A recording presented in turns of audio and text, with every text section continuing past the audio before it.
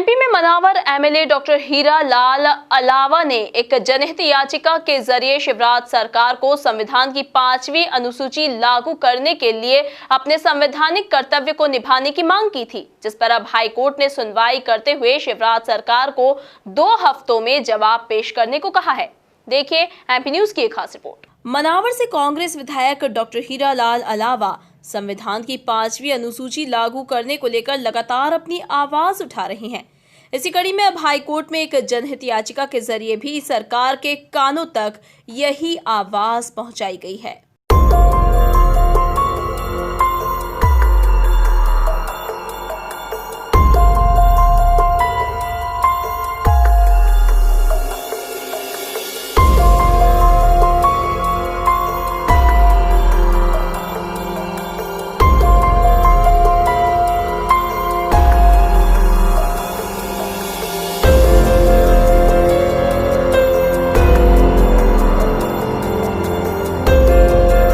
विधायक अलावा का कहना है कि ये दुर्भाग्यपूर्ण तथ्य है कि 70 साल की सरकार के बाद भी 5वीं अनुसूची को मध्य प्रदेश में लागू नहीं किया गया है।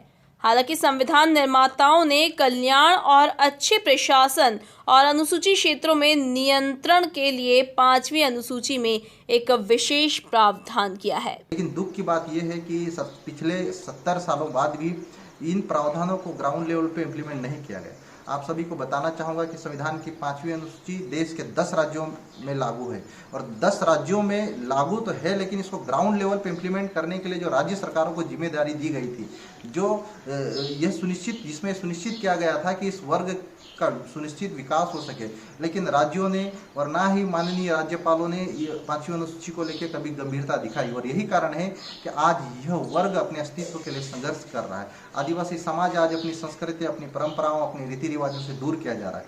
संविधान के 5वीं अनुसूची के अंतर्गत आर्टिकल 244(1) में प्रशासन एवं शासन के नियंत्रण की बात कही गई है, लेकिन आज भी प्रशासन एवं शासन के नियंत्रण में आदिवासी इलाकों में नहीं के बराबर देखने को मिलता है। आज भी आदिवासी इलाकों में आदिवासियों से जबरन जमीन छीनकर उनको बेदखल किया जा रहा है। 5वीं अनुसूची जो कि आदिवासियों के विकास की बात करती है, 5वीं अनुसूची के पार्ट क में पैरा 3 के अंतर्गत कहा गया है कि 5वीं अनुसूची के अंतर्गत आदिवासी क्षेत्रों के विकास के लिए राज्यपाल प्रति वर्ष रिपोर्ट भेजेगा राष्ट्रपति महोदय को। लेकिन दुख की बात यह है कि आदिवासी इलाकों की जो वास्तविक ग्राउंड लेवल की रिपोर्ट है, उनके विकास, उनके सुरक्षा संरक्षण के बारे में जो महामहिम राष्ट्रपति महोदय को जो भेजनी चाहिए वो प्रॉपर तरीके से नहीं भेजी जा रही। यही कारण है कि आदिवासी विस्थापित हो रहा है, मारा जा रहा है, लेकिन आदिवासियों की तरफ कोई ध्यान नहीं दिया जा रहा है।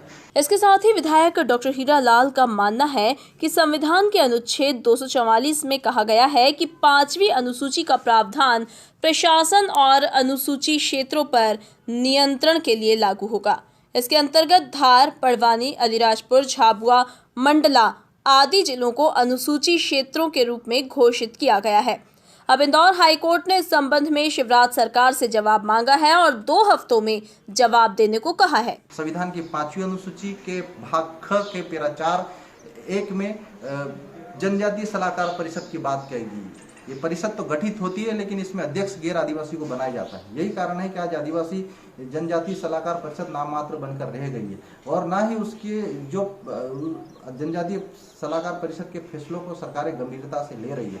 संविधान की 5वीं अनुसूची के भाग ख के पैरा 5(1) में एक विशेष प्रावधान दिया गया है, जिसमें कहा गया है कि विधानमंडल या संसद का कोई भी कानून अधिसूचित क्षेत्रों में या तो लागू हो सकता है या लागू नहीं हो सकता है। उसके लिए राज्यपाल, महामहिम राज्यपाल महोदय विशेष अधिसूचना जारी करेंगे। लेकिन दुख की बात है कि बिना अधिसूचनाओं के केंद्र सरकार द्वारा जो कानून बनाए जाते हैं वो अधिसूचित क्षेत्रों के ऊपर थोप दिए जाते हैं।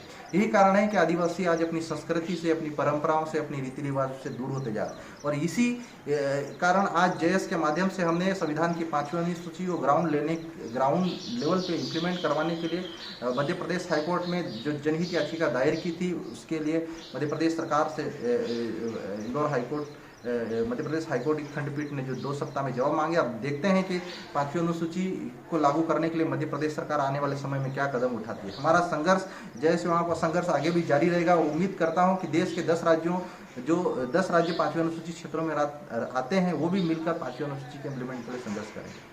जेएस के राष्ट्रीय संरक्षक डॉक्टर हीरालाल अलावा की ये आवाज आदिवासी युवाओं की आवाज मानी जाती है और उपचुनाव से ठीक पहले इस संबंध में माहौल का बनना कई संकेत दे रहा है। Bureau report, MP news, Indore.